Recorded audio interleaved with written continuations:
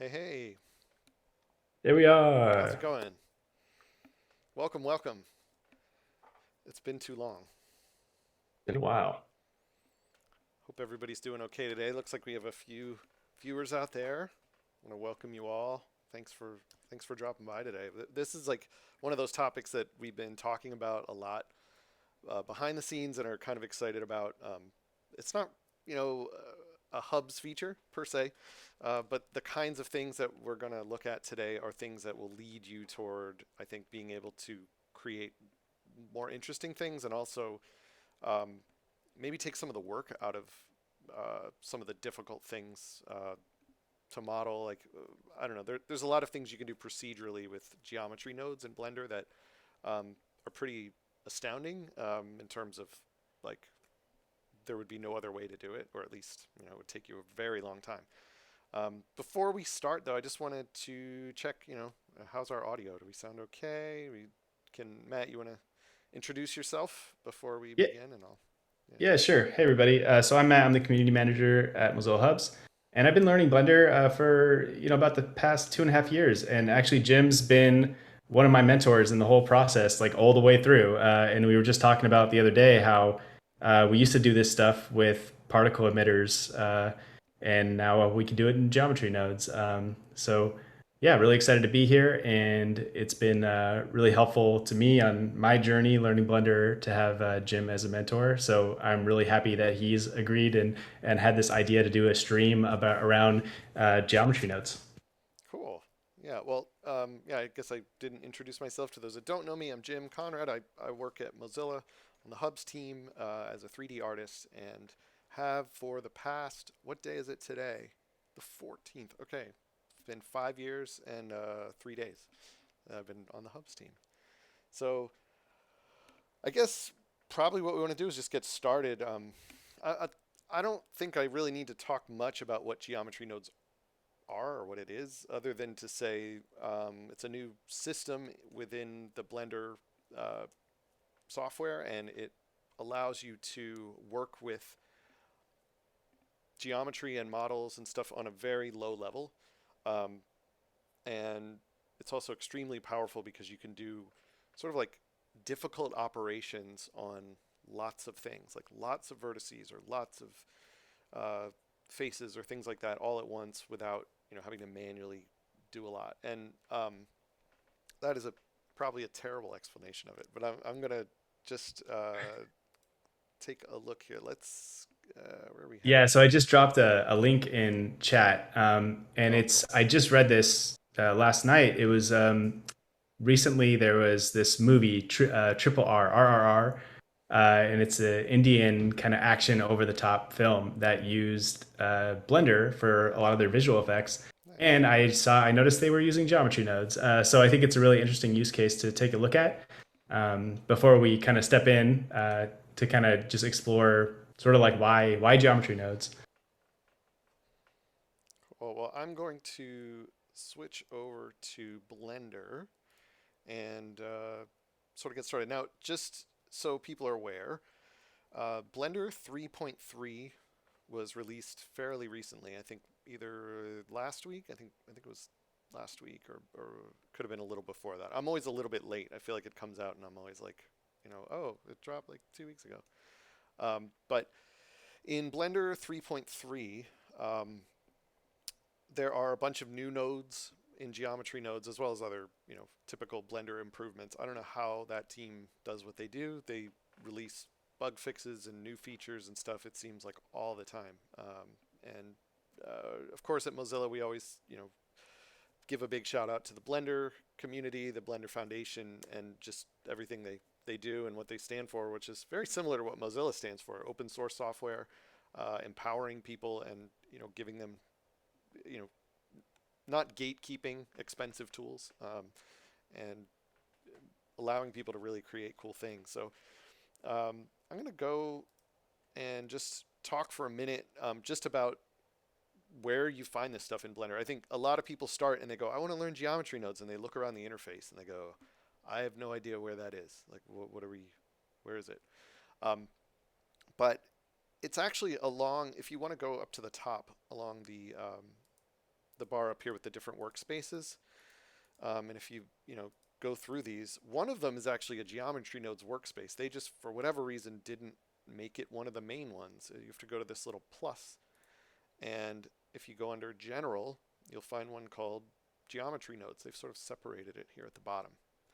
And when you go to this workspace, you get a really handy view. You've got a 3D view, which you definitely need. The main view is down here, which right now is empty and has you know, nothing in it, but it will have all the graph, all the nodes in it. And then this part over here, I think, is extremely underrated, which is the spreadsheet view. And the spreadsheet view is how you're going to know what the heck is going on when what you see in the 3D view doesn't match your expectations, because this is going to show you basically everything that's going on underneath, you know, under the hood, so to speak, of your model and all that. And so when we start out, we go to the geometry nodes view, and of course I've got the old Blender default cube that we all love sitting there. We can leave that there and go from here if we want, but the easiest way to add a geometry nodes graph to an object is to just switch to this view and then hit the big new button down here. What that is actually doing when I hit it is it's adding a modifier. Geometry nodes is just a modifier like this, and it's like hitting this button. It's just doing it in one step. So if I hit that, the result over here is exactly the same as if I had selected it and just hit new here. Absolutely no difference. And then the other thing that's really important is to name your graph, and by default it's just called geometry nodes. I don't actually know what I'm going to do yet, and so naming it doesn't make a lot of sense until I decide what function this thing performs. But the main thing to understand here is that every geometry nodes graph has an input and an output. And technically, so does every modifier under the hood. It's basically saying, here's the geometry coming in. We're going to do a bunch of stuff to it, which we haven't defined yet. And then we're going to spit it back out the other side, and you'll see it on screen. And so you can see it's really important, like when you roll over things, it tells you about your object. In my case, it says mesh, 8 vertices, 12 edges, 6 faces. And when I roll over the output, it tells me the exact same thing. Nothing changed about it.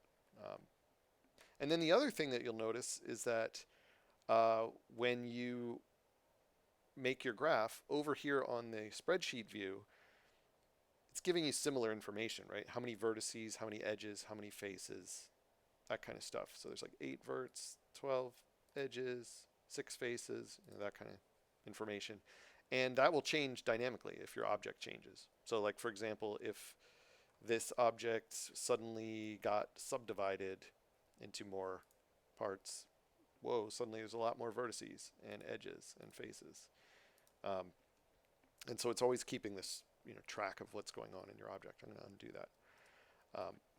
You got any questions for me so far, Matt? Everything? Yeah, just a quick shout out to Bike Trooper, who says I love Blender and Mozilla, and greetings from Brazil. All right. Welcome. Wondering where everyone else is coming from. And I think this is a great, for me, like with geometry nodes, this was kind of the thing. The sticking point is like where do we start? So I think it's nice that we have like just to give this overview of all the tooling and like where everything goes, and kind of having your setup for how you begin.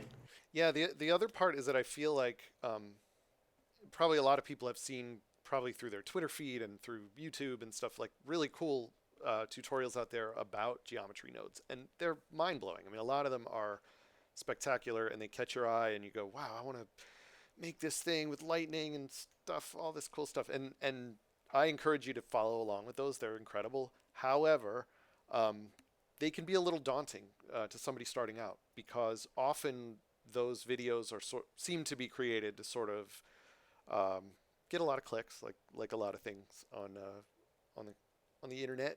But Yep. also, you know, there's a little razzle dazzle factor there, with like trying to make the end result look as cool as possible, which I totally understand, and we'll eventually get there, probably if we do a few of these videos. But I found that when I started to dive in, and I would like I'd follow a tutorial and I would be like, I think I get it. And then I would sit down and I would start and I'd be like, I don't even know how to start. Like in the video, they just kind of got right into it and I didn't understand the basics. And so that's what I want to get across to this group that's watching is really um, like you need to understand like what's going on in this graph before you can start to do really, really complicated things. Yep. Unless you're just going to blindly plug wires into stuff, which is Right. also sometimes fun. And then we could start raycasting dynamic fences onto Exactly. All terrains, the right? those cool things that I've shown Matt on my travels here. Sometimes I send him little gifs of Yep. cool things I made. But so anyway, Oh, you can see this just by looking at this graph that nothing happens. Geometry comes in, geometry comes out.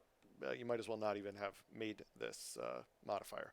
However, you'll notice that when you do something like sever this connection, your model goes away. Here, the geometry came in and we did nothing with it, and so nothing came out the other side. And sometimes you'll do stuff like that in these graphs and you panic because you're like, oh, it all went away. What do I do? Don't worry. Um, it's still there. I mean, you can see if I turn off the modifier, the model's still there. It's just this modifier that's essentially killing it along the way. Um, but we can always plug it back in and there it is again. And so anything that we insert along the way here is going to change the model. For example, you could do something.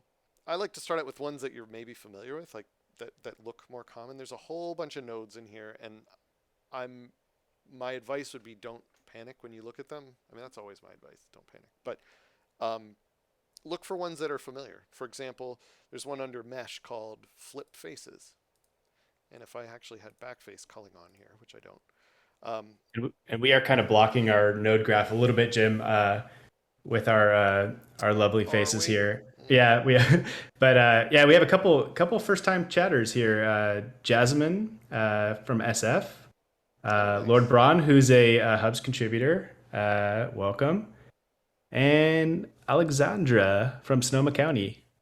Nice at Awesome. SF State. Yep. I'm going to move our faces for a minute if I can. Yeah, our faces are so big on this stream. I haven't done geometry nodes before, so just bear with me while I shrink me and Matt down a Oh, bit. nice. Yeah, it's Alex from Discord. Hey, Alex. There we go. Is that better? That seems a little Oh, better. I like it. Okay. So like Now for we're example, like nodes ourselves now. We we can are. You can plug us in plug here. us in. Yep. So like this flip faces node just takes a mesh coming in and spits a mesh out and flips the faces. So if I had back face culling on, which I just did, that turns off the. So like when you look inside something, you don't see anything, right? It's the back faces. If you were to drop that in the graph, it did exactly what it said it would do.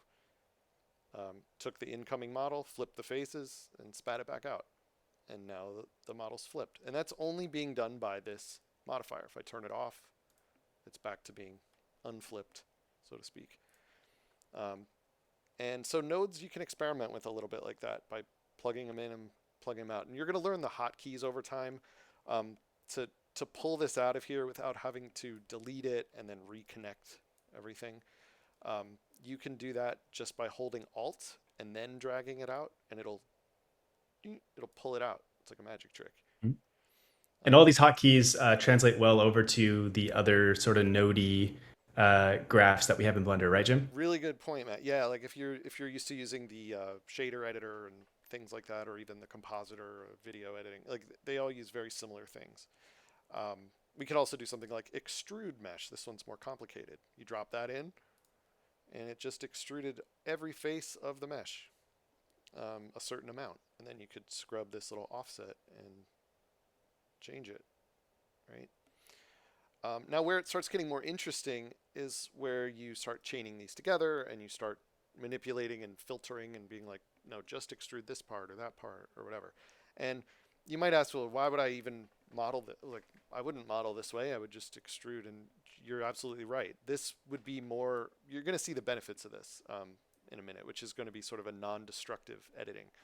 Um, so for example, here I am extruding the faces in this operation, but I could still go back to my original mesh by going into edit mode. And you can see my original mesh in there. and I could change it. Like if I grabbed these verts and I slid them, you're going to see the extruded mesh update, right? So just like other modifiers, right? They happen after the initial modeling operations. So this is really cool. It means we can do really complex stuff and not lose the ability to edit the original model or even just swap it out completely. So you'll notice that some nodes like this one, and actually Flip Faces had it too, has this input called selection. And this can be used to filter and say, like, I only want to extrude like this face or these couple faces or this group of faces or whatever. But in order to understand that, it's hard to not talk about this, but the difference between these different input types, like some of them are round and some of them are diamonds, some of them have a dot in them. And the main thing you need to know about that is if it has a diamond, it's a lot more flexible. If it's a single circle, you don't have a lot of choice about how it works. That's a weird way to describe it, but you'll see what I mean in a minute. So for example, selection is a way, you'll notice if you roll over it, it says true right now. It's a Boolean. It means it's a 1 or a 0, true or false. But how would that work with which faces are getting flipped? That's weird. Well, the idea here is that when you have a node that does something to things, it's doing it by default to every part. So in this case, this extrude mesh thing is set to faces. You could change it to like edges. Now it's extruding the edges, or vertices. Just extruded the verts right off the edges there. By default, it just says do it to every single one of them. Go through each one, extrude it, extrude, extrude, extrude. So like all 6 faces of this thing. And when you get to like really large numbers of things in Blender, like vertices and faces and stuff, there might be millions of them. They refer to those as fields. You might have seen that term before. It was a big deal when they added field support to this. Fields are just a way of describing like a giant mass of that thing. So if you've ever done any programming or things or worked with things called arrays, like an array of things, or even in Blender, like an array of objects, it's the same idea. A field is just like a giant array. And so what it's doing actually is every time it goes in here and says extrude a face, it checks to see, is this face one of the ones I'm supposed to do? And it goes, yeah, okay, yeah. And it goes through and it does them all. But we can use a field of numbers to change this. And that's a little weird, but I'll show you what I mean. Inside the add, we've got inputs, different things we can input. And so for example, if you were to input a Boolean, which is just a true false, by checking this, it's true false. And I were to plug this in, let's leave it true, and plug it in to the selection. This is essentially just a switch to turn all of them on and all of them off, because all it does is have one value. It just goes true or false. Now it says, this extrude node now says, don't do any of them. They're all set to false. Now they're all set to true.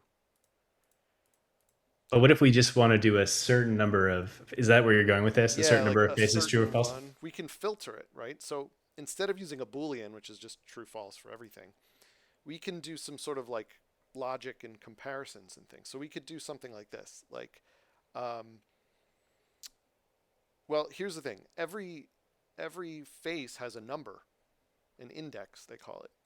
And we can see that if we switch over to face in our spreadsheet here. There's 30 faces right now. Before this node happened, and by the way, you can mute nodes completely by hitting M.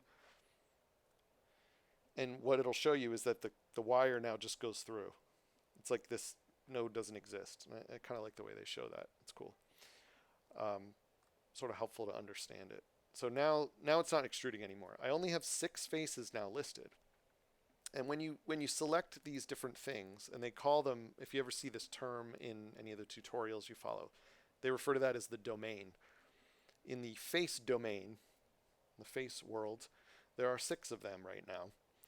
And we can see information about them. The spreadsheet actually shows really cool, useful things like which way the normals face, which way the surfaces are facing. And you'll notice that on the far left of the spreadsheet, there are individual numbers, 0 through however many faces there are. In this case, 6 total. You might say, why do they start at 0? Because programmers, right, Matt? Programmers like numbering things at 0. So we're going 0 through 6. And uh, so let's just focus on one line of this. Face 0 has its normal facing on negative x. So can we guess which one it is? Negative x over here. That would be this face. Pretty sure is face 0. Let's say we wanted to just extrude that one. Well, we know that it's index number 0. So we can do an input of an index. But the problem with the index input is it's actually a diamond shape, which means it's outputting all of them, all 6, every time. So this wouldn't actually help us. But what we could do is add a utility called compare. And by the way, you don't have to remember where all these things are. You can always just do a search at the top and type compare. Oh, there it is, compare. Yeah, I was gonna ask, how do you, what is there anywhere where we like that exposes or a good resource to like expose some of these nodes? Because I don't see myself really discovering these easily on my own. Yeah, Um, to be honest, I learn most of them from tutorials and things where I see people use them and I make a note of it and I go, oh, that's a good little trick, that combo of nodes. But I found myself just wanting to see them as a whole, and so I actually just went to the Blender manual and uh, there's went to the whole section on geometry nodes and just they're all listed like a glossary, and you can just go through and see what each one does and how it might be used. Some of them have better examples than others, but yeah, that's really the best way, and also just using them. It's kind of yeah. like if you ever first used Photoshop and wanted to know what all those tools are in the toolbar were. You kind of just figured it out as you went, right? Like the first Yep. time you needed the lasso, you found it and you Right. used it. And So like, what does this filter do? Oh, okay. exactly, Right. exactly. And you sort of build up a memory of what all those things do. But it is daunting at first. I'm not going to lie. Like when I first got into this, I was like, I don't know if I want to get into this. This is a lot. But each little step you take, you get better at it. So here we have the index coming in. There's 6 numbers getting spat out of here: 0, 1, 2, 3, 4, 5. And what if we could compare it? Well, we can use this compare node and set it to integer, because that's what this is. An index is an integer, which means it's a whole number. Those that maybe forgot their high school math or whatever, um, it's a whole number and doesn't have any decimal points. So we're going to compare this index number. We're going to drag that into slot A. So whatever numbers are coming into here, we're going to see if they are equal to this number, 0. And what this is going to spit out is just true false, right? Just like it did before, except it's going to do it different for each number because it's comparing them all. It's going to go, okay, are you index 0? Yes. Okay, true for you. Are you index 0? No, you're 1. False for you. False, false, false. So the only one that will get out of here is the 0. And so if we plug that into our, let's unmute our extrude here and plug this result into the selection. This field of numbers are getting plugged in. And now it's only extruding. Let me turn on my wireframe. It's only extruding face 0 over here. But I could easily change that by just changing what number I'm comparing it to. So in all the numbers are coming out of here, 1, 2, 0, 1, 2, 3, 4, 5, and then I go, how about number 1? Oh, 1 is the back one. 2 is that one. 3 is that one. 4 is the bottom one, and 5 is the top. And if I go higher than that, it doesn't exist. So you get no result. Like it's going to do none of them. Does that make sense so far to you, Matt? Like Yeah. people seem like they get it. Yeah, how's everybody doing? Let us know if you want us to see anything or if you like. I think it's really fun on these streams to do like a just to give Jim like a what if we do this and we can try it Right. and try it out For example, you and might check say, it. well, what if instead of comparing it and seeing if they're equal, what if you just said anything greater than a certain number? Well, I could say anything greater than 2, and now 0, 1, and 2 don't extrude, but 3, 4, and 5 do because they are true. They are greater than 2. So those three indices, those three index numbers that came in, well, 5 numbers came in. Sorry, 6 numbers. I can count. 6 numbers came in. 3 were true. 3 were false. And so that's like the most basic way to filter like a specific vertex or a specific face. And the same thing would work if I switched to vertices, although there are a lot more of them. Um, there are 8 vertices on this thing originally. I can say anything that equals 2. There's number 2. It's Yep. also a And good way to. Jasmine has sorry has a general kind of a general question that I think is good. Uh, are we going to be this recording will go onto YouTube, so you can check it out in the YouTube channel. And then, is there any like strong Blender beginner recommendations for tutorials? And I really like Grant Abbott, Grant Abbott's a uh, great one. For geometry node stuff, but for geometry node stuff, yeah. yeah, there was a guy I just saw recently. I think his name, I gotta look him up. His name was Johnny Matthews. He has a YouTube channel. Uh, yeah, it's just Johnny Matthews, Johnny Matthews.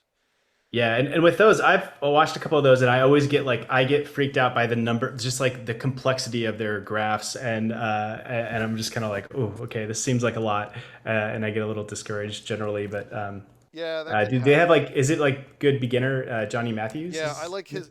He does a lot more of what I'm doing, which is sort of talking through why you're doing what you're doing, not just saying like plug this here and plug this here and you're done. Like he actually explains like, well, we need to filter it. We need to, he does a really great job. So, um, I'll check them out too. and I'm sure there's others. I just haven't discovered them all yet. But um, so this is really neat. We can now filter what we want. If we just want to extrude edges, we can do that, and we can pick which one we want. There's a lot more edges here to choose from. See how they work. Um, but that's just sort of an understanding of the flow of data and like how it can work in here.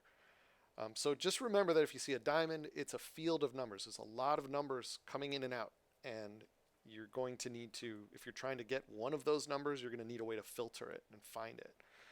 Let's try one other thing here.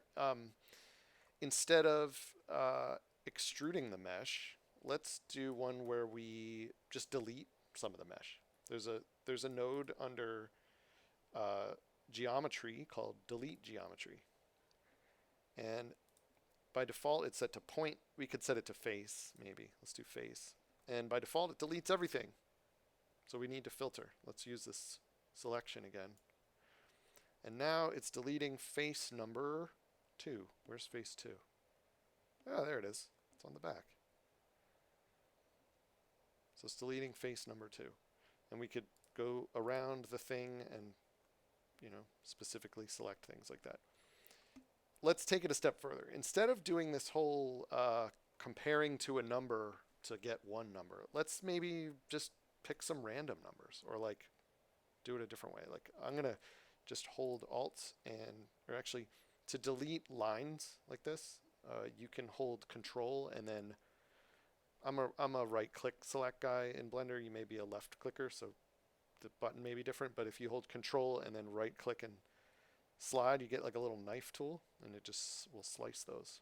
So Ooh, sometimes Alex has a good question. During this whole process, can we go back in and manually edit the object and then go back to the geometry node? So I think the question is, can we go in and like change the mesh using like our standard Blender absolutely. skills I'm going to show you and that then edit? now. Yeah. Yep. So here's a delete geometry. And instead of, this would actually be more interesting if my object were more interesting. So this is going to seem confusing, but I'm going to delete the cube, not the object. but the mesh from the object. Does that make sense? Because remember, every object actually has a mesh inside it, the mesh Mm. data. So I'm going to go into edit mode first, select everything with A, and then hit X to delete it. Yes, the fate of the cube. It's gone. However, the object still exists, and it's still called cube, and it still has a mesh under it called cube. There's just no vert data in it. There's nothing in it. But while I'm in edit mode, I'm going to add another model. Let's try this torus. I was just going to suggest a torus. Torus is underrated, I think. It's a nice shape because it has like variety to it. Inside, outside, the hole in the middle. And now I'm going to get out of edit mode again. And so now this geometry node is still on this object. It's just different mesh. So let's turn our delete on. Not very exciting. But instead of piping in a selection of like one vert or one face or one edge at a time, instead, and here's another way you can add nodes, you can drag backwards off of a node like this. And then you see the little plus on my cursor. When I let go, it'll ask me, like, what do you want? And you can type and filter. So I'm going to type random, and it'll give me a random value node. And by default, it chose Boolean, which is actually what I wanted. I want it to either just have a chance of being true or false. And it has a probability slider. And right now it's 50-50. So every single face right now, because it's set to face, is either getting selected or not, maybe. And so it's randomly picking faces and deleting them. And there's a 50-50 chance it will get deleted. Now I just want you to animate that. The probability slider, check it out. Yeah, yeah. If I go more probable, they are more likely to get deleted. And if they are less, they're going to appear there. And it's the same seed every time. It's the same every time, exactly, Yeah. unless you change the random seed. So you could like duplicate it and change the seed and get a different one. Imagine doing that by hand, going through and selecting and deleting all those. Be kind of annoying. There are tools in Blender to select random, but still, it would be annoying. So we've got probability, and maybe we want to be able to slide that wherever we want. Well, here I'm going to show you another powerful part of geometry nodes. Any value that you want to what they call, how do they call it? I forget what the term they use. I think they say make explicit, or I just say it's like exposing a value, like to the user. Is here's our input, here's our output. We can take the thing that we want to slide, like this probability, and drag backwards to the little dot under the geometry node input, the little group input here. And when I let go, it now made an input called probability. And if you were astute and noticed over here on the side panel, the modifier now has a slider called probability on it. And I can play with it over here without having to go into my graph. And this That's is really nice. really useful. And then along with that, you can set what the minimum maximum are if you want to change that and all that. I'll show you that later. But I had thought you were setting those manually the whole time. There's a way you can set those manually as well, right? which things? In the modifier, like if you have like a specific attribute that you want to add via the node, or Yeah, well, there's different ways to do it. I did it by dragging this back, and then it automatically called it the same name as this. You could change it though. Like, I don't like that it's just called probability. Like, that doesn't mean anything to someone if they open this up and they were like, probability of what? You know? So, like, I might change the name by opening up the side panel with the N here and going to the group tab. And there it is, probability. I can click on it. I can change the name here. I might call this right, yeah. like percent deleted or something. I called it percent deleted. It's not really a percent. Oh yeah, it kind of is. 0 to 1. 100%, 0%. I don't indicate that it's random, but that's okay. And then you could set a minimum max. Like maybe you don't want it to go to 0. Maybe you want to set the minimum at like 0.25. And now my slider stops at 0.25. So you can set up how that works. Um, however you want. You could even change it from a float to an integer instead. And now it's just whole numbers. Except Yeah, sorry everybody. I'm in the input node right now. except the problem is one. Oh, you're inside there. Oh wait, let me slide it over for you. Hold on. Whoop, there. Can you see it better now?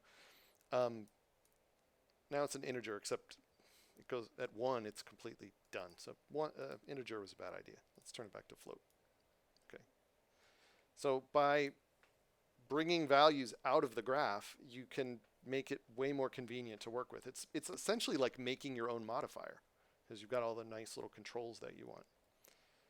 And we'll get more into that another time, but just wanted to show that. So now we've got a random value of a Boolean, and it's just changing the probability that a face will be deleted. Let's continue. This is where it gets And just a quick review. Sorry. So the geometry, if we wanted to change the primitive, that's really easy to do, right? We can just swap out, like, say we want this to be like Suzanne.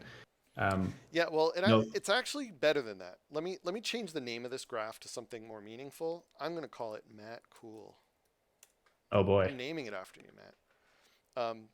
It's the honor actually is real. even cooler than that. Let's say I made another object over here, like Suzanne, like you said. Let's make the monkey. Okay, and we could do all kinds of things to the monkey if we wanted. If we want to, smooth it or whatever. Let's apply that. Let's make it a nice smooth monkey. All we have to do now is add a geometry nodes modifier and select our graph called Matt Cool. And it will get exactly what the other one had, where I can play with the slider and do all the stuff. Whoa, this is the power of geometry nodes. Yes. So now we have like a graph that can do this thing. And that means Yeah. you could bring it into another Blender file and use it again and Hmm. use it as a utility. It's like having a little script that does Yes, stuff. create your own modifiers, right? Yeah. And it's good to be aware though that these graphs are now like instances, like they're all connected. So changing one will change them all. Like this graph is data. It's called Matt Cool, and if I edit Matt Cool, like for example to delete points instead of faces, it changed both because that graph is on everything I've applied it to. Just delete edges. Just delete faces again. Yeah, I would expect some serious bugs in that graph. Matt Cool graph. Why? Because it's named after you. Yeah, it's All right. So here's where it starts getting cool. I think when you start chaining things together. So I like to show this because this is the kind of thing a lot of, especially beginner Blender users, are used to. You've learned how to model, extrude, delete, inset, those sorts of functions, and a lot of those are in here. So, for example, I could start out by deleting some of the geometry.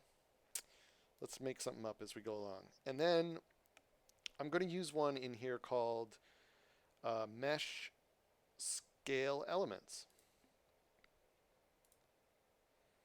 And this works on the faces right now, and it will uniformly scale them. So what happens when oh, look at that. It's just like a scale.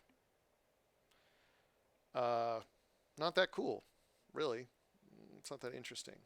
Well, what if before I scaled it, let's put that back to 1 so it doesn't do anything. Or I can mute it. What if before I scaled it, I split the edges? I think most people who've modeled would know what that would do.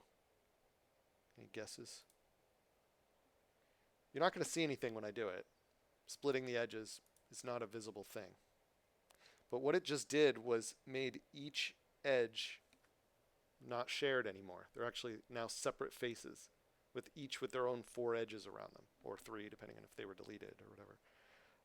So now when I scale, watch what happens, because I've split the edges first. Oh.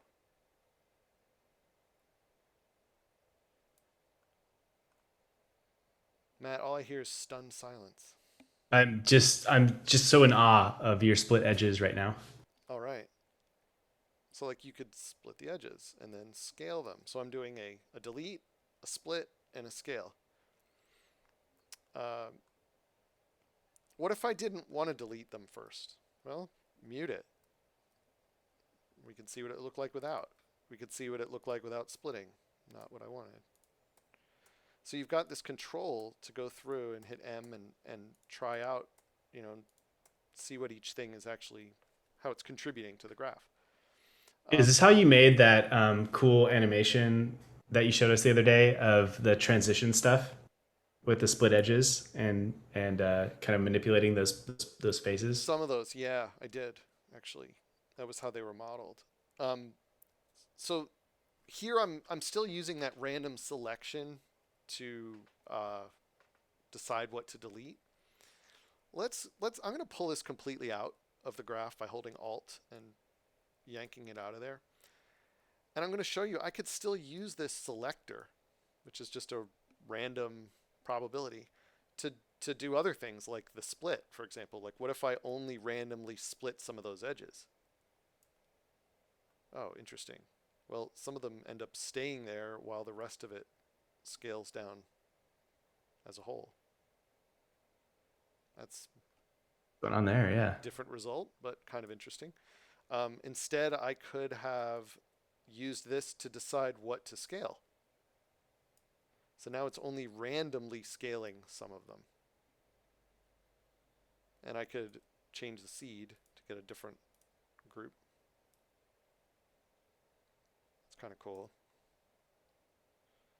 So hopefully when you see these things, and if you're a hubs creator or you're making any kind of virtual spaces or avatars or whatever, like you look at this stuff and you start thinking about how could this help me, right? Like what if I needed to model, I don't know, some sci-fi corridor and it had all these panels on the wall and some of them were bigger and small. Like this is the kind of thing you could do to save yourself trouble.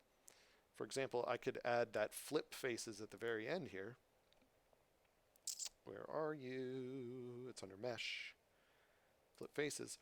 If I flip them at the end, now I've got a hallway that I could sort of get inside and like, I don't know, I just made a procedurally created sort of space that I could use for something. Or like somebody asked the question, could we edit the mesh? Yeah, no problem, because the shape is irrelevant. It's just working on vertices and edges and faces and stuff. So if I were to, for example, Alt S and like thicken this up, like it still works, still does what I expect it to do. And what if I want all of those panels to be of a specific material? Is that possible? Absolutely. It's a really good use case actually. So materials are a little weird in here in that you might have put a material on your original object. That doesn't necessarily mean it's going to carry over when it goes through all this geometry nodes process. Because if you think about it, normally what you do when you assign a material to a thing is you assign it to specific faces.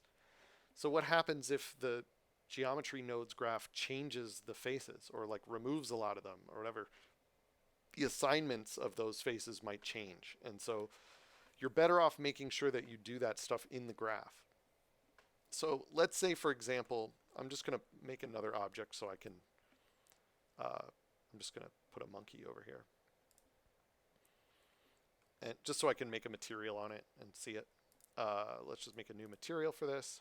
I'm going to call it, what do you want to call it, Matt? Give me a name. Golden, Golden? shiny. Yeah. Gold. How about, yeah, I would just gold. I'll just call it gold and Gold. I'll make it like a yellowish, kind of goldish color. As long as it's not called Matt Cool, I'm Okay, happy with. just the graph. I'm gonna make it all metallic and it'll be kind of shiny. And we should probably turn this on so we can see it. Okay, so it's like this gold shiny thing, and we want that to apply to this, which right now has some, I don't know, default shader on it that I made. Who cares? So you're gonna be starting kind of like this, where it's just white, whatever. Once the material exists somewhere, and as long as it's just like in the blend file somewhere, you can apply it to your graph with a node. It's under material called set material. And this node just lets you pick from your list of materials and you plug it in, usually toward the end somewhere, and it will now assign that. So now we know how to get a material on one thing. You Mm. could probably guess by looking at the node how to get the material on part of it. Any guesses? So yeah, we probably just need to move that set material over a little earlier in this graph to where we're talking about. Maybe we can put it just on those faces that we have scaled. Well, here's the thing. We don't have to move it at all to do that because we can use the same selector What? as the thing to decide what gets the texture. Ah. So it's only applying it to these faces that are coming from this random probability. And in fact, as the probability changes, they also turn gold because they are part of that selection. Mm. So hopefully that Cool. helps you start to see the power of this stuff a bit, because it's, you know, you're never stuck with what you have. You never have to do a lot of manual stuff. Um, if you're wondering, well, how do I get the other part of it to have a material? Well, you could do that earlier. So for example, I'll do it on the monkey again, just convenient. I'll add another material here, another slot, and I'll call this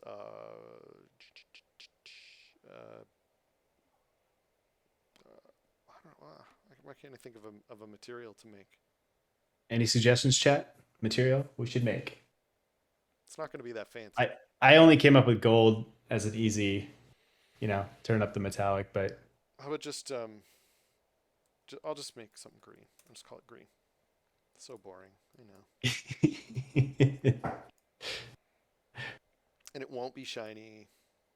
Um, Maybe it'll be emissive. Let's make it like light up. oh, that'll be fun. So I'll make that light up and I'll Glowing increase the green. strength a little bit. Emission strength. Okay. So this green slot exists, and now I can go back here, and I'll just duplicate with Shift D my set material node, change it to green. And if I had set material before that, that would have set it on everything. Like if I put it in here. So what that initially did was set everything green, then it flipped faces, then it set the material of the selection afterward. We could swap those. Maybe it's cooler to be mostly gold and then some We've green. created a very gaudy torus. It's the maybe one of the ugliest things I've ever made. Yeah. Somebody out there's going, not true. I've seen your work. Okay, so cool. Now we're controlling materials and stuff through selection. Here's another thing. Let's say we didn't want to. I'm just showing some sort of logic things in here to help you understand. Let's say we didn't want to set this gold material at the end, and instead we just wanted to say set it to everything. Like I want everything gold, but then I want to set some things different, like to green. See, now this just replaces it because it turned gold, then it flipped them, then it turned green. So whatever the last thing that happened, that's what your mesh looks like. So this one might as well not even exist because it's not really doing much. But you could do something like this. Actually, I don't want to show it like that. That's too complicated. If I were editing, I would edit this out. But let's. I have an idea. Let's go back and keep things simple again. In fact, let's not even split the edges. Let's not scale stuff down. Let's go back to it's just a regular old thing, and we're gonna set the material on it, right? Here's what I did before. Okay, it's setting it only on some of them. The rest are remaining white the way they started out. What if you wanted to flip that to be the opposite of that? This part kind of blew my mind because I thought it would be way more complicated than this, but it's not. there is a node. It's under utilities called uh, Boolean. Boolean math. Hmm. And Boolean math lets you plug in multiple things and do stuff like and or and all that kind of stuff. There's one called not. Right now, this is going to reverse whatever this is. So now it's just saying if your ID equals, has the probability. Let me get rid of that. If your probability is, if you're more likely, then now it's actually switching the selection. It's like inverting a selection, basically. Does that make sense? It's like a double negative. Yeah, essentially.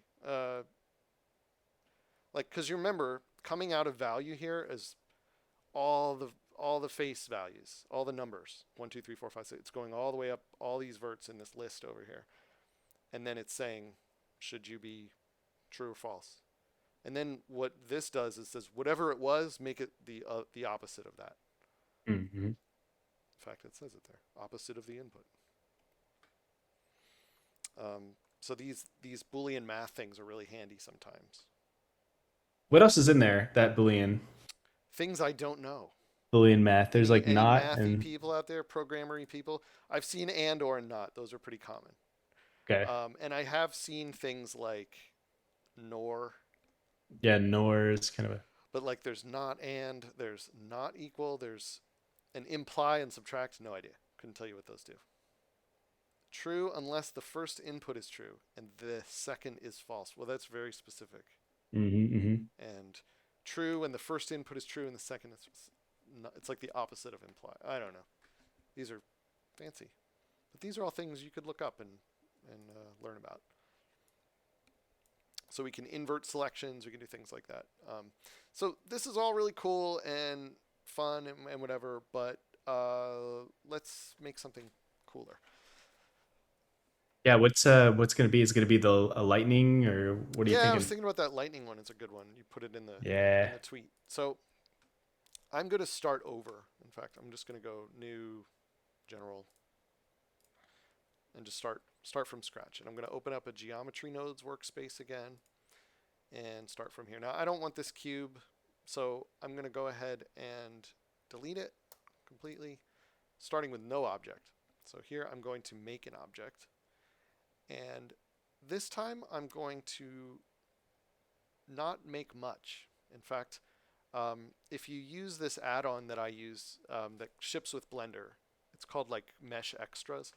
It comes with all these. I don't know if you noticed, I have all these extra cool things in here, like a rock generator and round cube and different types of toruses, like this torus knot and stuff like that. And Well, I just want to jump in real quick and recommend everyone watching if you, this is a really good time to open up Blender and just do it yourself with Jim's tutorial because you're going to want to tweak a lot of these values around to help you understand them. And I think it's the best way to go about this is just to kind of explore yourself as we go. I think you're right. You don't actually have to have any mesh at all in your original object, but you do need something. So I like this one called single vert that comes with mesh extras, and it just puts a single vertex, um, just so you have some object, and they just call it vert. I like calling it like start object so that we don't confuse it with any other things that we might use. Um, and then if you really want, you can even delete that vertex. We don't need it. But I'll just leave it there. It's fine. It's not going to hurt us. You can use like an empty as well or anything An empty really. will not work because it's not a mesh. Ah, okay. It has to be a That's a mesh. good Got it. question. Yeah, I thought it might, but it needs an actual mesh data to operate on. So that's why this has like the green thing underneath it. It will also work on curves, and I'm going to talk about that now a little bit. But anyway, back to this. We're going to add a new graph. Um, and I don't know what it's going to do yet, so I'm not going to name it. But the other thing I want to show you is that you're not always stuck with this input. So I told you I didn't really care about the geometry coming in because I don't have much. I have one vert. I'm going to get rid of this completely. Seems odd. Why would you get rid of the input? How is it going to know what to do? Well, because the geometry node's graph can actually create geometry, not just modify geometry. So you'll notice in the list, there are a couple sections. There's one called curve primitives, and there's one called mesh primitives. So I'm going to start with a mesh primitive right now, and you'll see some familiar faces here. Things like cone and cube and cylinder. Here's a cylinder. It has a bunch of stuff you can define, and when you plug it in, it makes a cylinder. I didn't have to make that out in Blender world. I could make it inside this graph. So you have control over things like the number of segments and the radius. And what's different from doing it manually by building a thing first is like this gives you control after the fact. Like, do you ever want to go back and add more segments to a thing? This is way better. You can tell it whether you want to fill the top or not, or whether you want to do it with like triangles up there, or you want to do it with an n-gon, or whatever. More segments on the sides. And so a lot of times when I make graphs, I start with these instead of making my own mesh first, because it's so easy to like change them and turn them off and all that kind of stuff. So we've got cylinder, we've got cube, grid. If you're looking for a plane, that's what grid is. It's just a plain old plane, but you can increase the number of vertices in it and the size. And you're going to find a million tutorials that start with this grid because it's so handy to have just a grid of vertices and edges and faces to work with. I actually really like playing around with that thing I was doing before where I was deleting faces to understand the order. Like I never had a great understanding of the order that it created this in. And you can actually see, I'll do it super fast just so you can see it. Like a delete geometry. I'll do our input of an index number and compare it. Compare this integer. This is just review from before. Yeah, I always forget it's called index to grab a specific Yeah. I mean, it's like it So makes now sense, you can but see in a grid, which I'll just make, regular size, with 10 rows each. Here's the order. It goes 0. It starts in the corner and it goes 0, 1, 2, 3, 4. Wait, let me delete faces. 5, 6, 7, 8. And then it goes to the next row back here. 9, 10, 11, 12, 13, 14, 15, 16. So that's how it actually works. It goes row by row to generate those. So I like, sometimes I do that stuff just to like understand how things work a little better in here. If you're the curious type, you'll have fun with that. So starting with a grid is a great way to go. But we're not stuck with just meshes. We can also use curves. And so there are curve primitives like a curved circle, for example, that gives you what you expect. This is actually curved geometry. And you can change the radius. I'm going to select it so that get out of edit mode. Change it to points. You could change the resolution. And the nice thing about working with splines and curves like this is that they're invisible. And so often I'm using these just as a way to get a bunch of points in a circle to use for something. Or like lines are used all the time just so that you can get like a beginning and an end point of something and go from there. So let's use the one called curve line. It's curve primitive, curve line. Plug it in and let's take a look at it. By default, what it's doing is it's set to points, which gives you a start point and an end point. And they're just coordinates. So it starts at 0, 0, 0 at the origin. And if you're wondering, how does it know where the origin is? Like, what if your object's over here? It's relative to where your object is sitting. So this start object I made was at the origin. And so it's all relative to that. So if you see 0, 0, 0 in here and you're like, why is my object not at the origin? It's because your whole object is sitting somewhere else, like over here. I was not in edit mode when I did that. I just moved the object over there. But for its case, the graph just sees that as 0, like wherever that thing started. So that's good to know. relative. And if you have questions about that, please ask. But we can change this. Let's not have it go straight up in the air. Let's have it go, well, now it's starting and ending at the same spot. Let's move it like maybe 1 meter on the x-axis, starting at 1, 0, 0, and then let's have it go to negative 1, 0, 0. So now it's just directly on the x. You can see I can move it on y, or I could move it on z, but I'm just going to leave it going across the origin like that. Negative to positive, and that's it. Curves can do all the same things other things can do. You can extrude them, you can delete parts of them, all kinds of neat things. But they actually have sort of, I think of them like they have superpowers that meshes don't have. And that's because curves have implicit data. And when I say implicit data, that just means that they're born with it. These curves have information built into them, like how many points they have, and also what direction they're going, and whether they are cyclic, like did it connect back to itself again, or like if it's a Bezier curve, like does it have those handles you can play with? All that stuff is available in here, and it's really, really cool. So a curve, we've created a curve in here, and it's coming out as a curve. We can do stuff to it. So there's a lot of curve parameters, like doing different things to the curve. For example, this trim curve. Trim curve just knows where the start and the end are, and it starts trimming it back. Watch as I play with these sliders. Like you can trim it from one side or the other. People use this stuff for like motion graphics and doing all kinds of neat things. Let's pull that one out. If you want to really see what a curve can do, you can add a thing called curve to mesh. This will convert it just like you would in, out in the 3D world, converting it from a curve back into a mesh. Why would you do that? Doesn't look any different. Well, because this curve to mesh has a profile curve input, which means you can plug in another geometry as the profile that you want to sweep along that curve. So for example, I can add another curve primitive, like the curve circle, and plug that into the profile.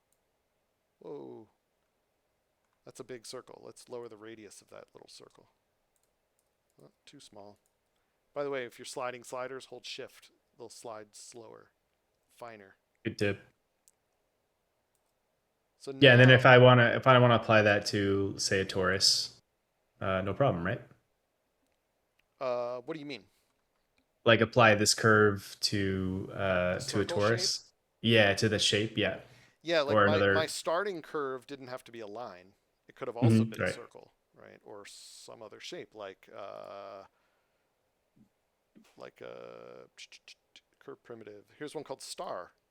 Look, my original curve, instead of a line, could have been a star shape. And now I'm extruding that circle along the star shape. We could change the number of Very cool. points. We could change the resolution of that circle so it's not so complex. Change the radius again. So this, you're starting to see some of the power of it. This is what I meant about being sort of non-destructive. Like there's no harm in switching this out back for the line. And we can see our result. Let's make it 6-sided. So back to curves. Why are curves cooler? Well, because they can do this kind of thing. So we could, in converting them back to a mesh, we can extrude them into shapes like this by profiling them with another shape. And again, you still have control over the start and end of this. You could change like where the curve goes and see it after the fact. The other thing that curves have are like handles and twist and all these kind of things. The way that I like to remind people of this is if you add a regular curve, like a Bezier curve in Blender, and you open up the curve properties here under the object data properties, All this stuff you can do manually. Like for example, under the geometry section, if you turn up the depth, you're essentially extruding a circle along it. These are actually the same in the way that they're functioning right now. Like it's a curve with a shape. And you can change it to a different profile if you want or whatever, but this and the resolution, they're very similar to what I was doing over there. But there's more. But wait, there's more. You have other controls that you may not have noticed before. If you open up the side panel and you're in edit mode, each point, if it's a Bezier like this, you can, move it around. Well, if I were to select that point, you'll notice it has a value called radius. That's actually the thickness of each point. A lot of people don't know you can do that, but you can actually change the thickness of the point of a curve to affect the profile. You can also affect the tilt, which will effectively twist it. So these parameters are available in the geometry nodes graph if you're doing it procedurally. So for example, I can go back to this guy, and I could, while it's still a curve over here, let's try one of these other things like set curve radius. That gives me a radius. Except remember, it's doing it to all the points. In this case, there's 2 points, a start and an end, and it's doing both of them. What if I want to select just one of them? Do you remember what to do, Matt? Yeah, you could use one of those. Well, we could go through the index, and Yeah, we we can do could it just like we select. did We before. could do it like before. Yeah. Select point 0 or point 1. There's only 2 of them. Mm. Which you can see if I go to Splavert. Wait, how do you? Well, I'm still in the curve domain. Control points. It should be control points. Is it because this gets converted? Yeah, because it got converted back to a mesh. While it was still a curve, it had 2 control points that had the same radius and different positions. But we could do that. But curves are kind of nice because they included a bunch of like pre-made handy things, like one called endpoint selection. It's under curve. Endpoint selection is just a selector like this, but it starts from either end and like creeps its way into the line. So if I set the end size to 0 and the start size to 1, now only the first point of the line, which happens to be that one, the far side. I'm kind of looking at it backwards. 0, 1.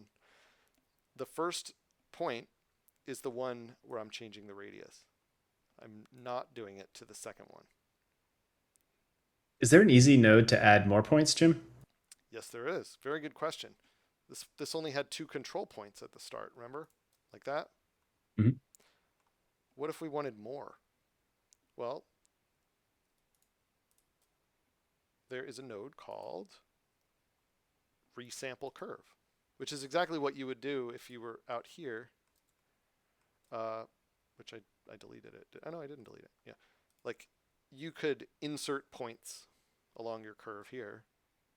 Like for example, you could go into edit mode, select the 2 ends and hit subdivide, and then like Mhm. turn up the number to get Yeah, more points in there, right? that's probably how I would do it. But I would never I would never think, oh, it must be resample curve. Resample. Yeah, they Yeah. tend to use very technical language in these, which is, I think, part of what makes them daunting because you need to sort of know the low-level terminology, but Hmm. you pick up on it. It's like any language. So resampling the curve says like let's reconfigure how many points it has. So when you plug this in, the default is it's set to count and then 10. So it just inserted 10 points along here, which you can see now. This set curve radius is only operating on the very first point, and the rest of them are very, very small. Sort of fighting with my circle that I'm playing with here. But watch as I turn up the start size of this endpoint selection. Instead of just selecting the first one, I'll select the first 2. the first 3, the first 4, the 5, 6, 7. So I'm creeping my way in from the end. You could do the same on the other end by creeping in on that end.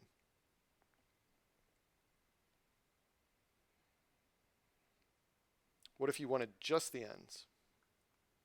You could do that. Now I'm just changing the radius of the two ends. What if I wanted the opposite of the two ends? Remember that one? Boolean time. Yeah. Matt's such a good student. Boolean math. Switch it to not, and now it'll do everything but the ends.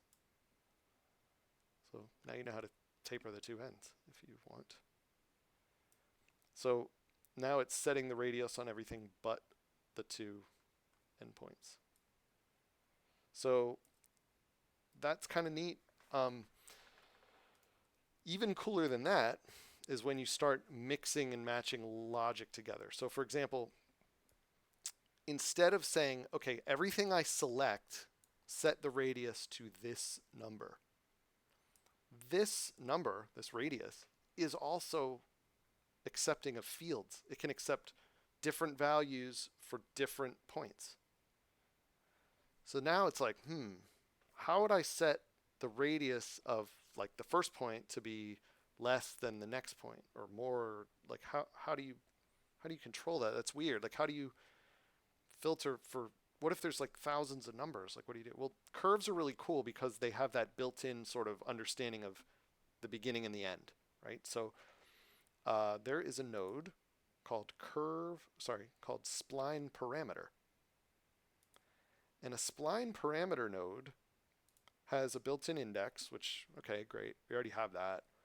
But it has a thing called the factor and the length. And the factor on a curve is the beginning to end factor. It goes from 0 to 1. It doesn't care how many points are in the middle.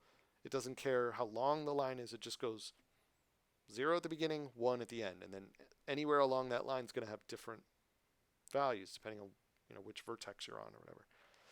So we could say, how about, let me get rid of this endpoint selection. Instead of setting everything the same, what if we used the factor of the line, the 0 to 1, to determine how much? Let's plug factor into radius and see what happens. Aha. So what you're seeing now, 0, 0.0, which is on the one end, and 0.1 on the other end. When I say point, I don't mean decimal. I mean the point, number 0, and point number 1 are different values. And everywhere in between is an in-between value. Think of it like a gradient, black to white, 0 to 1. So if my index is 0, then my radius is 0. If my index is 1, then my radius is 1. And so if I'm somewhere along the line in the middle, then my index is some number in between 0 and 1. It's hard to know if that made sense. Without asking Matt. What do you think, Matt? Does that make sense? Yeah, could we? Would this be a good one to maybe visualize with Points? with points Yeah, because you can't or really like even see all the an points. animation or something? Yeah, because you can't really see it. Yeah, here's what we'll do. I'm going to do a little thing here where I want to see the original curve, because by the end it's turned into a mesh and I can't really see the original curve. The original curve I could see also if I used this thing at the end called join geometry. I have it on a shortcut here. A join geometry node accepts multiple inputs, kind of like the opposite of a splitter. It's like a merger. And join geometry lets you plug in something else to it. So now I have the original curve going all the way to the end. So there's my original curve showing up in there now. It's this orange line in the middle. It's kind of hard to see, but it's in there. There it is. So now we get to see both. You can see if I had it off versus on. A little tricky to see, but the other thing that would be handy to see is all the little points along that curve. And unfortunately, going into edit mode give that to you because they don't exist yet. They don't exist until they come out of the graph. So this can be a little weird. How do we know what the values are? Well, the spreadsheet can be handy to see values, but if you want something a little more visual, we can try adding a thing called curve to points. A curve to points node will take a curve, kind of like curve to mesh, and will convert it into just points. So if we drop that in here on this upper line, aha, now it's doing the points along the curve. You can see them in there. And if I'm in shaded mode, they're really big. Whoa. They look way too big. Good thing there's a node for that called set point radius, where I can set it to a much lower number. There they are. So see all these points? Let's make them a little bigger. Whoop. Those are all the points along the curve. 0, 1, 2, 3, 4, 5, 6, 7, 8, 9, 10, right? So, or to 9, 0 through 9. The value at each one of those points is what's determining what the radius is, where you are along this line. And you'll see if we stretch the line out much wider or longer, it still works. It doesn't care how long the line is. It's just doing it all relative to the start and end point. So even if we move it up and down, can you hear that tapping, Matt? No. Good. My dog is asleep and he's flapping his tail on the ground like really hard, and it's so loud that he just stopped. I'm just visualizing the points of the dog's tail as a curve now. So we have 10 points along there. Now you can see them as we make changes. So the thing is, it's set to count, so it's only showing ever 10 points. That's misleading, because even if I change the number of points over here, it's not changing because this is set to count. Change this to evaluated. This is the curve to points node. Evaluated means just show me what it is. Don't change how many points it has. Just show me what it's got.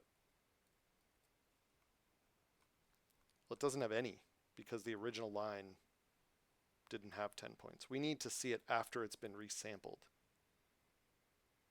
There it is. Now it has 21 points in it. And if I turn it up and down, you can see how many it has. So there it is with 20 points. But it doesn't change the thickness because it only cares about beginning to end. It's not looking at each point along the way. I could do that with index instead. I could say let the index number determine how big it should be. The problem with that is it's going to get really big really fast because I've got 20 points. So point 0 will have no radius. Point 20 will have a radius of 20. Whoa, that line got thick fast. So each index determined how big the radius should be. So index 0, 0. Index 1, 1. Index 2, 2. So by the time we got to 20, the radius is 20. What's cool though, just like with factor, is we could control, let's cut that so we don't see that. We could control this curve by inserting some other nodes in here and some math. Like instead of it going from 0 to 1 and that's it, maybe I want it to go from like never to 0, maybe a little higher than that. Well, look, check this out. We can insert some math or some other types of things along this line. For example, there is a utility called float curve. Look at this. It's like an actual graphical thing. If we plug that in between the factor and the radius, it does nothing because it's by default going from 0 to 1. Every value that comes in, if it's a 0, it's on this end of the graph. If it's a 1, it's on this end of the graph. What if we swapped them?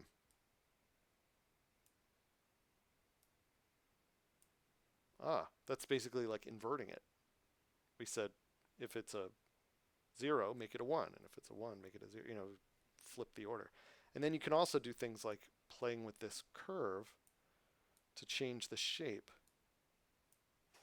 because what you're doing is changing those values, making them ramp down faster or slower. Mm. like maybe you want to ease into the end or have a blunt end and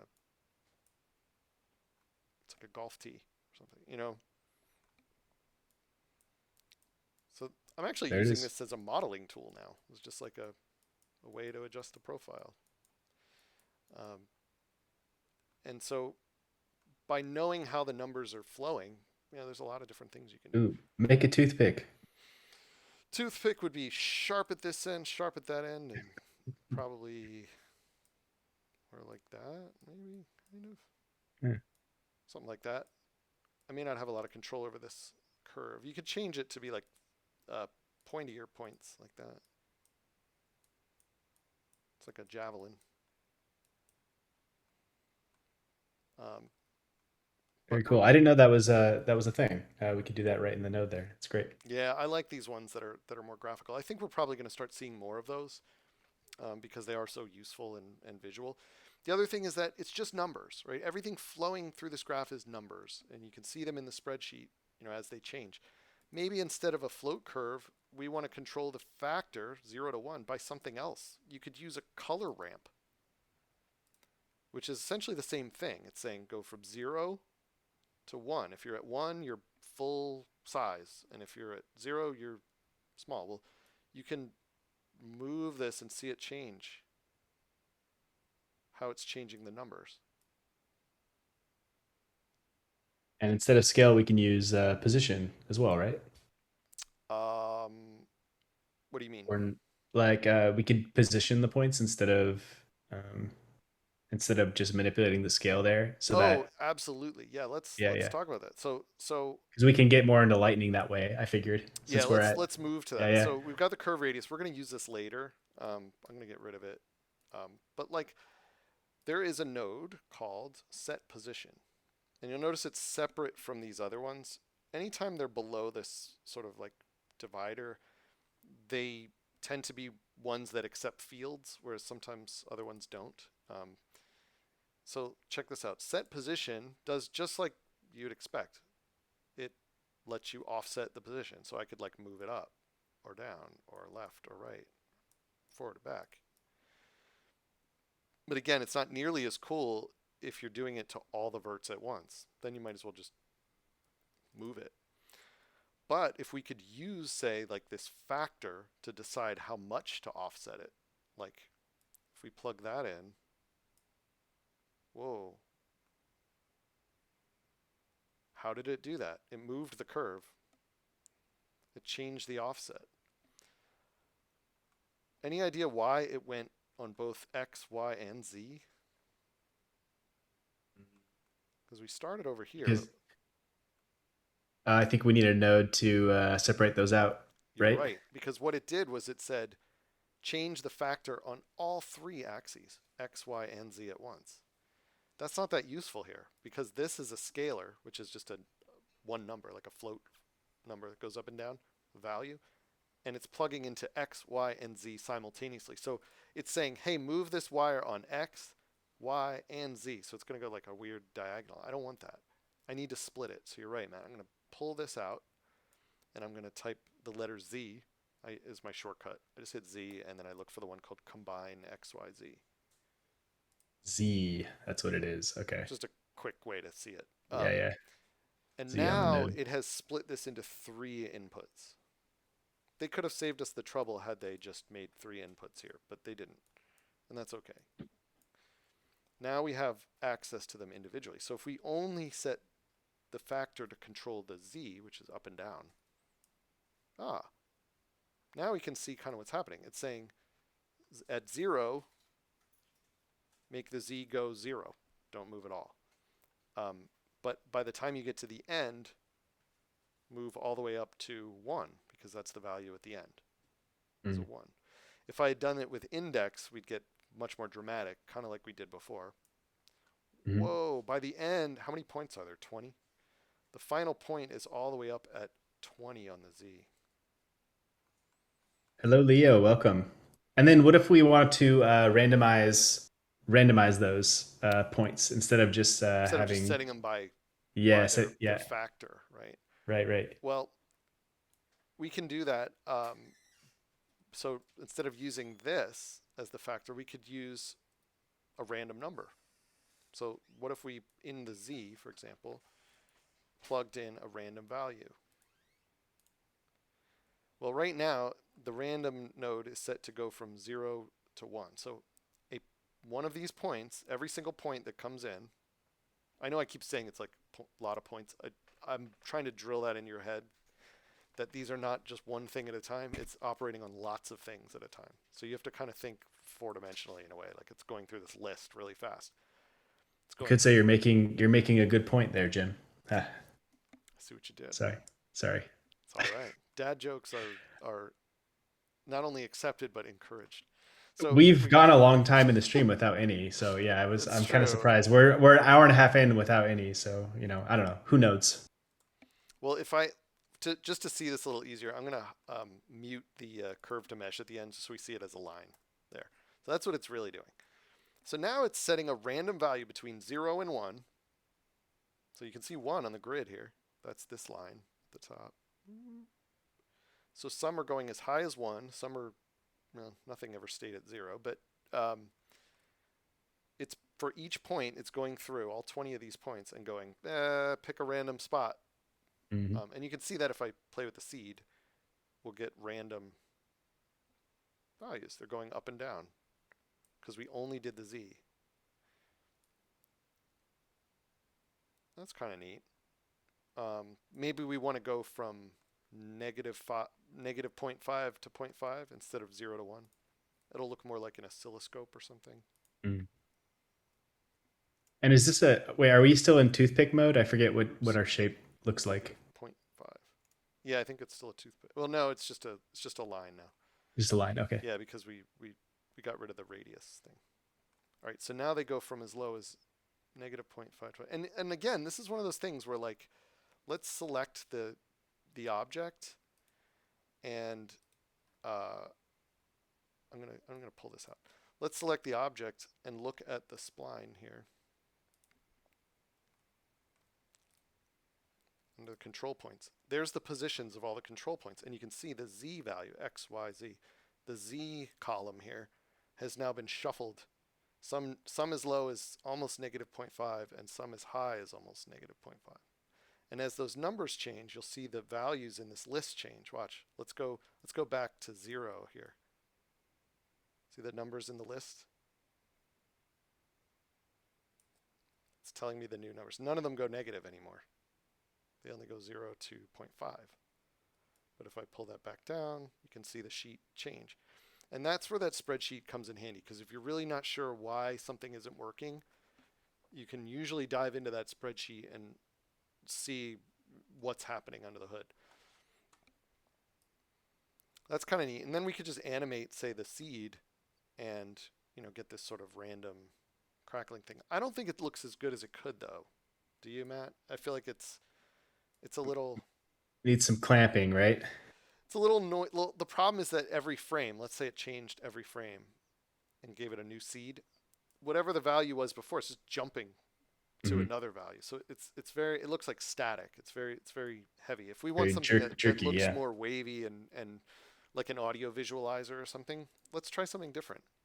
Here's a really cool thing. You can use a texture as a way to drive the values. For example, there's one called wave texture. Now, these aren't textures in the traditional sense of like something really visual, because you don't see any like actual image here, but there is one. And so, for example, if we use the color coming out of this, which, by the way, the wave texture is just a black and white texture. So the color is just color values black to white.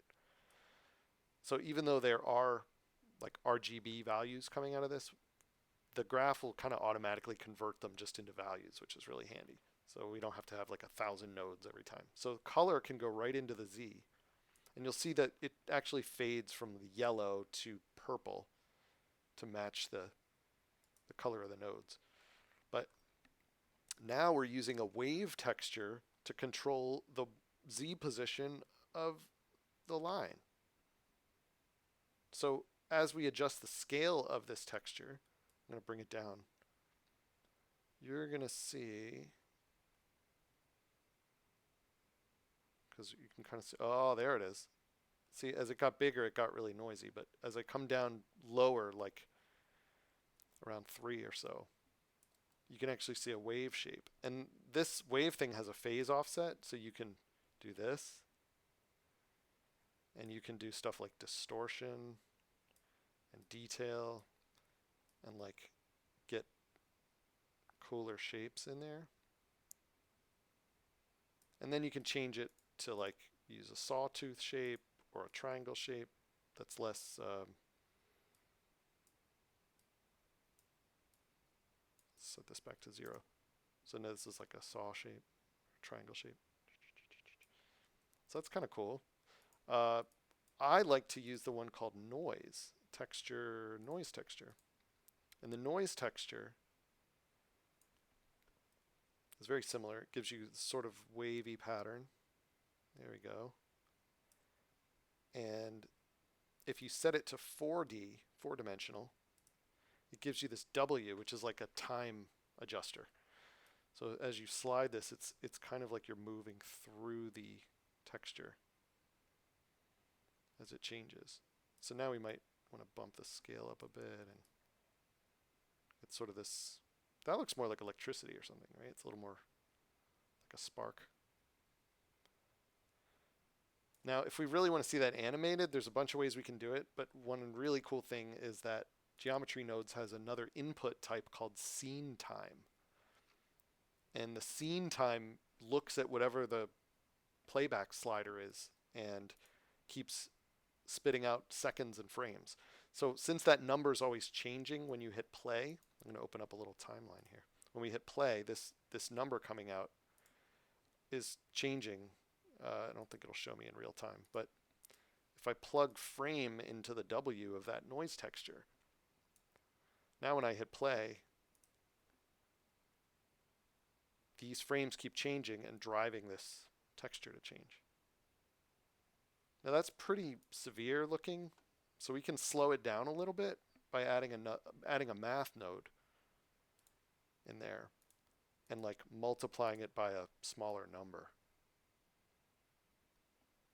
We joked that we should have some kind of sound effect every time a math node was added. Hello, Andremia. Nice to see you. So there we go. So that's like a kind of little smoother motion out of it. So just to review, just before we move on, is we started out with our line. We resampled it to have 10 or 20 points in it. Then we are setting the position of those points based on a texture that's animating. And we're just offsetting them on Z. So it's a 2-dimensional thing right now. If I look at it from the side, it's flat. We could scatter them in other directions too, using the same node and plugging in things to the X and the Y if we wanted. I'm just keeping it simple right now with this 2D line. Let's plug in our curve to mesh again so that we can turn it back into Yay. a shape. And we'll add the curve, the profile curve. Can we give it a material while we're at Ooh, it it's as like a well? wiggly worm. I think the radius is too high. Let's pull it down. Oh, you want to see it like rendered kind of thing with a material? Or Yeah. you just want everything, don't you? I'm very needy, All yes. right, we'll do it. Um, we can make a material. Let's call it electric. And I'm going to make it like a nice blue, electric blue. And I'm going to copy that color to the emission. Raise the emission strength to like 5, so it's like really bloomy when I render it. And it doesn't need any shininess or anything, so I'll make it really rough. And then let's switch to our shaded view. Oh, it doesn't show. Remember why? We have to apply that material to it in the graph. Uh, So we have to add the set material, setting it to electric, dropping it in. Aha. We now, let's turn off our wireframe. Look at it. Maybe we should change our background color. It's not. there it is. And then let's turn on bloom. Ooh, there we go. Let's exaggerate the bloom. Ooh. Wait, how'd you do the background color real quick? Are you in, oh, okay, you're in Eevee rendering, right? I'm in Eevee rendering, yeah. It Yeah, was yeah. just in Okay, my okay. scene here, the background Ah, color. right, right, right. Okay, Check that out. We just cool. made like a programmatically created sort of electricity effect that's always going to be kind of random. Um, Something that would make this cooler, though, and something that we've played around with a little bit is when we were practicing this a bit was like, what if we don't want the ends to move? Like maybe we want those to be still, like they're touching something. We can Mhm. use that endpoints, sorry, that endpoint selection node to decide what we want to move. Now, right now, this noise texture and everything is driving the position offset, the Z offset. Sometimes you'll see people do this, like they'll put this like under to kind of indicate it's like part of this, just Mm. to save space. So the set position node is getting changed, um, but it's doing everything. We haven't limited the selection. So let's limit the selection. Ooh, it's just doing the endpoints. We could bump it up. That's kind of neat. But we actually need the opposite, remember? So let's use our Boolean math,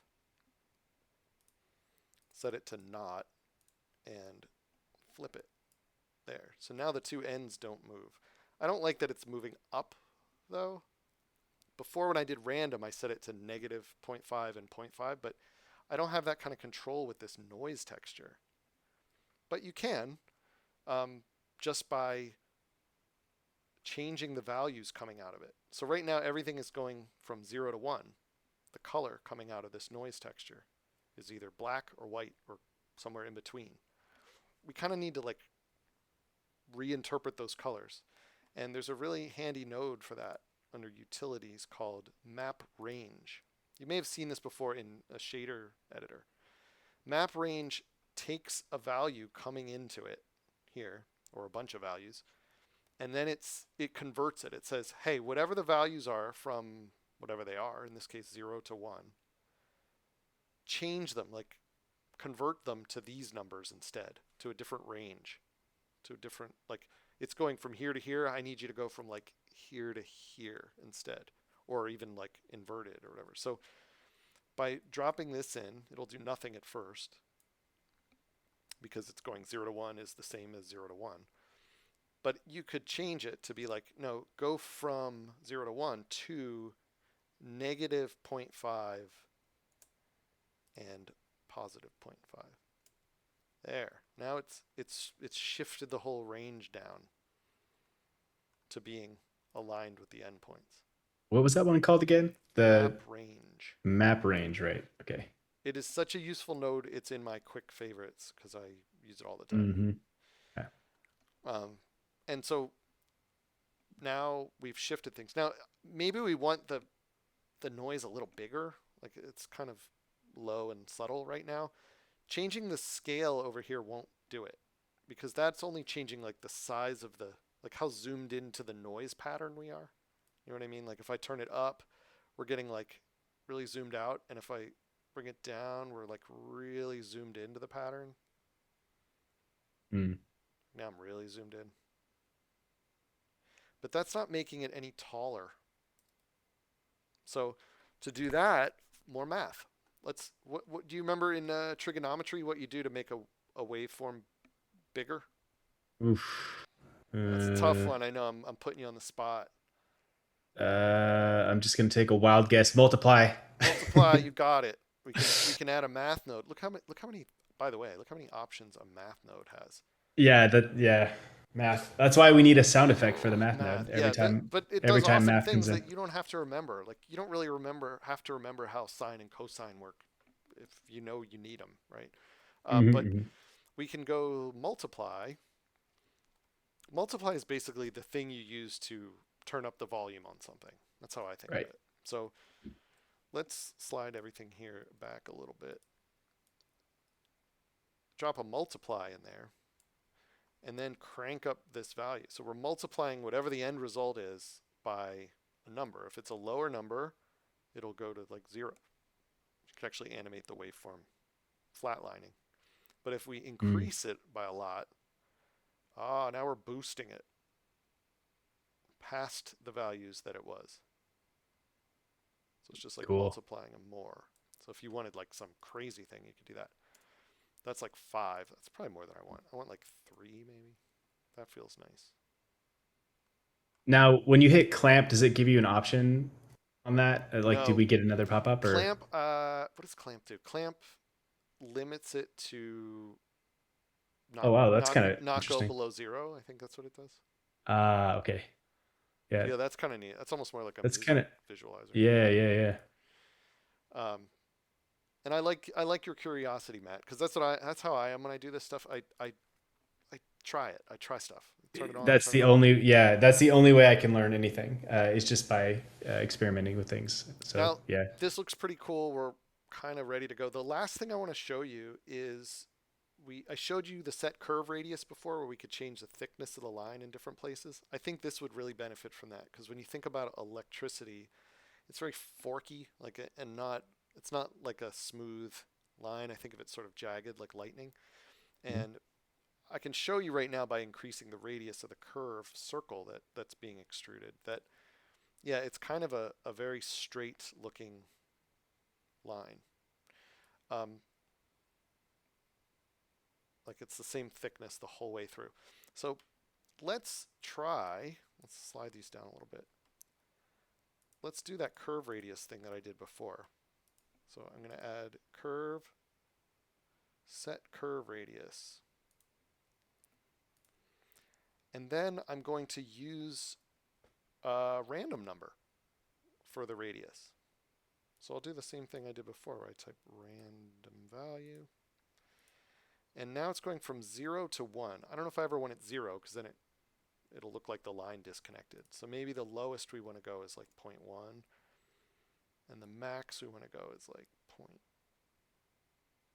I don't know, zero point 0.4 or something like that. The problem with this is that it's always the same thickness at the same point along the line because the seed value doesn't change. It's just like it said it once and then it said this is the thickness that part will be forever, right?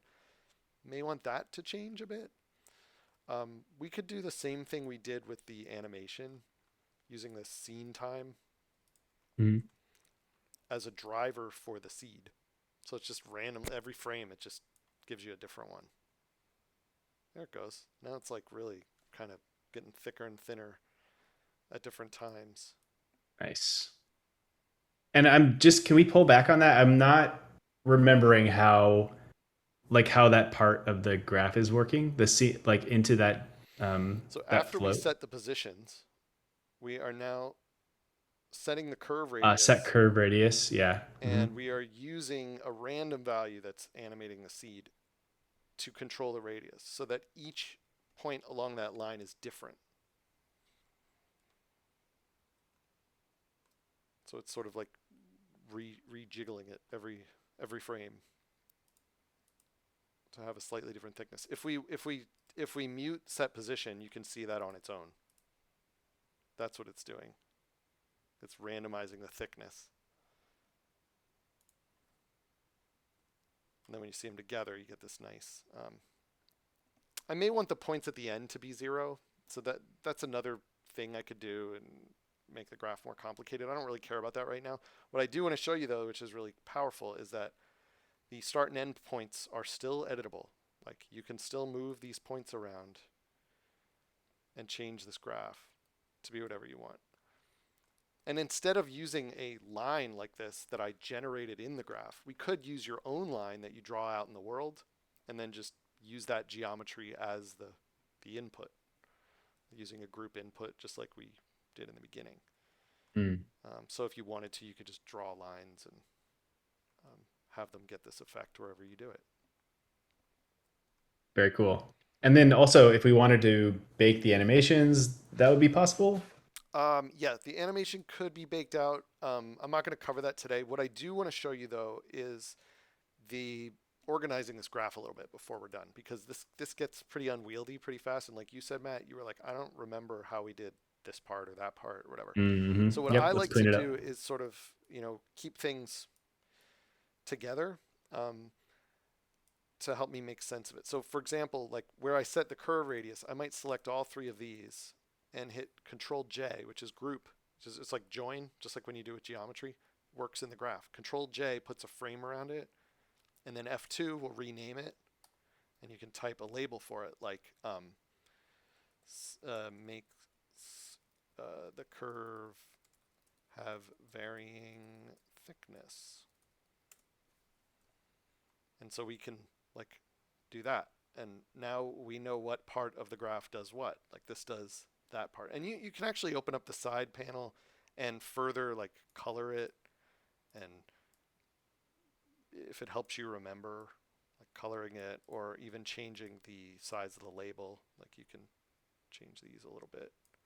And you can actually even put in your own text file. Like, so if you had a whole description in there, you could put that in there. Mm. So I go through and I do that. So like this, for example, is everything we're doing to um, the texture. So I'm going to do Control J and F2, say adds noise to the points. That's what that does. Technically this does too. So like you may want to like put those into it. They get added, and then you can these probably want to go in here. And then the resample curve, that's kind of obvious. We don't need these anymore because they're not hooked up to anything. And then the last parts here are the where we converted it back to a mesh. Curve converted to mesh, and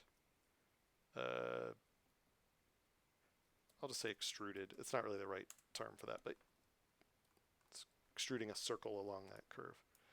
Then we do our material. Don't really need this join geometry anymore at the end. And there we go. And now's a good time to name this graph. I'm going to call it make or generate electricity. Cool.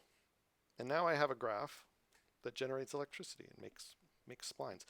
The last thing I'll do though, before we wrap up the time, is just expose anything that I want to be able to jiggle around after the fact. So remember how we did that with the probability slider? We can do the same thing here. We actually don't have a group input at all because we didn't have geometry come into this file. So we need to add one again. It's under group input, Mm. because we're not using any incoming geometry, but we could. And where is that? That's just going right in the beginning, right? That's, I mean, yeah, Yeah, that's the start point for it's everything usually the start usually. point for everything, but we may actually make copies of this thing and move it around just to make our graph a little less ugly so we don't have wires stretching across. So for Mm. example, maybe the first thing I'd want to control in this is the scale of the noise. Maybe this slider Mm. a bit. Mm. So I'm going to pull this group input down a little bit, and I'm just going to grab the noise scale here and drag it back into an empty slot. And then in the group, I know we're covering these, slide it over. Inside the group input, I'll just call it noise scale.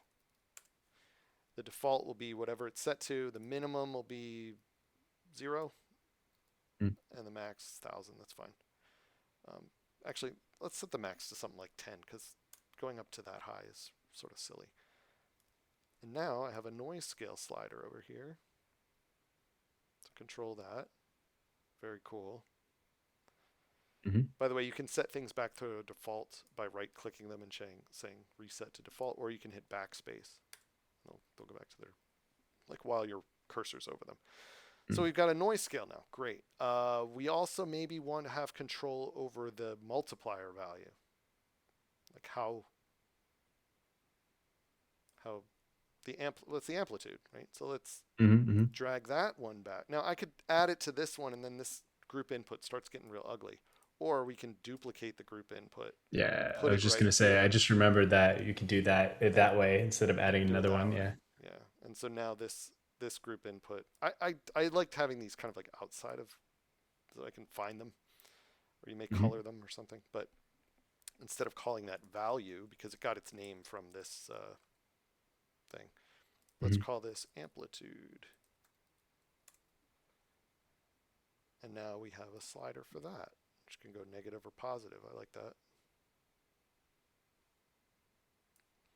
And any other last things we want to control?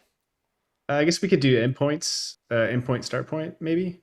Do you think that'd be a good one? Just to Oh, kind of stretch it out. like maybe you want to be able to like slide it across, like Yeah. how far in. Yeah, you might want to have a few low flat lines at Mm-hmm, the mm-hmm, ends. mm-hmm. That's kind of cool. Yeah, so these endpoint selections can definitely be um, made into explicit inputs. So we could go start size. Maybe we want them always the same, like so that they both go in. So we could do this. We could plug that one in and then plug this one into the same one. Mm-hmm. And then start size is just a slider that does both ends. So that's kind of nice. And then we could Yeah. control. Now we could even control the starting and ending point. Like if we wanted this longer. Ah, yeah. Um, but I'm gonna do. Uh, actually, I don't know. I'm trying to decide what I want to do. We're kind of at time, so I don't really want to do much more than that. Yeah, yeah. But I'll tell you what. I'm gonna save this, which I should have done all along. But I'm gonna save this, and I'm just gonna call it uh, electricity stream or something. And the next time we do one of these, we can always refer back to this. I'm going to make this file available to everybody too on our Yeah, I was just gonna say we could post that in Discord. yeah, we'll That would be post it in great. Discord, and then if you People guys could. want to open this up and remember it and dissect it and play with it, yeah, just more options. So I'll probably, if nothing else, I'll probably just clean it up a little bit more before I get it out there. But yeah, it's kind of a good start. I think just to review, I mean, we covered like basic node stuff, some basic logic about how to select parts of a mesh or a line. We got deeper into lines and how curves have implicit things like starting and ending points and um, the ability to resample them to insert points. And yeah, talked just a bit about the flow of data, like fields of numbers and things like that. So hopefully this was a good intro. Different from a lot of the other ones you might watch that get a little more flashy right away. We kind of saved it for the end, but yeah, we could definitely keep going with this one and make it cooler and cooler. Probably by next time we'll cover some different things and maybe Yeah. give some more practical things that you could use inside hubs. Cool. Yeah, and Matt was just asking, is it emissive? It is. It is so emissive that I had to put my sunglasses on at one Did point you during the really? stream. Yep. So yeah, they got some emissions, but yeah, that's a good segue into maybe the next one, which is like, how do we get these into hubs now um, and make it work in hubs? Absolutely. Well, cool. I think I'm going to call it. We're kind of at the 2 hour mark here, so that tends to be a little long. So Yeah. I really appreciate everyone who dropped by, and even those of you who are watching this after the fact. Really cool. Just having a lot of support from the community, and the upshot of all of these kinds of things are really for you and to see what the community can make and to help just increase your knowledge and your skills and just yeah everything that you guys do to make hubs look better makes us look better, makes Mozilla look better, and uh, so yeah, keep improving those skills. And Excellent. Yeah. And we're going to post this in the art channel in Discord. So be sure to join us there. There's a specific role for artists. We kind of hide that channel away unless you want to be part of it. So yeah, do opt into that and we'll see you over there. all right, well, once again, thanks, Matt. really appreciate all of your input and fielding questions and things like that. And I will see you next time. All right. Thanks, Jim. Thanks, Thanks, everybody. everybody.